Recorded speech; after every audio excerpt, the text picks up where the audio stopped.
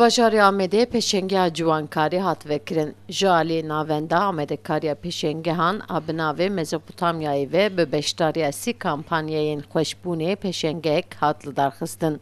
Di pêşengeyê de cihazên teknolojiyên ên dawî hatin pêşkêşkirin. Eleqeya zilaman digel jinan jî bêtir berbiçav bû. ji bo zeyîfbûnê, ji bo xweşbûna dest, ji bo nenûka cûr be cûr çîk ava bûn. Mijar ava bûn yani hewka ne muya anka berê wenî bû. Dîsa anka giranî te erê sermuyayê rast e lebele gora salên berê makînetê teknolojîk cûr be cûr dîsa ew jî hatin.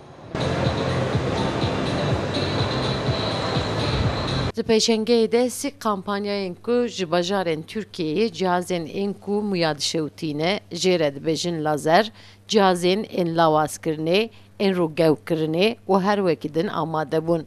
Li gorî xwediyê kampanyayan xweşbûnê, xwezayî bes bi derman û cihazan ew ciwanî bêtir derdixînin holê. Zaf insan tên vê de cihaza xwe dirinin xwara ser xwe tiştikin welê dixwazin dibin herin. Yani ser internetê jem dikar difirşî ama insan were cihê wî de bibîne baştir çêdibêj were. Bira mere kontrolü bir rastî ürünê êbê kimyasal mere kullanmış bike daha baş e.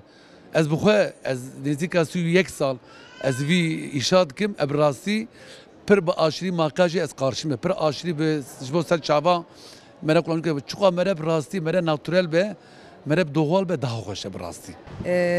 İpek kirpik uygulaması İpek kirpik kirpik ava hindike direjnine göz yani çaveva çavi jinat pır önemliye.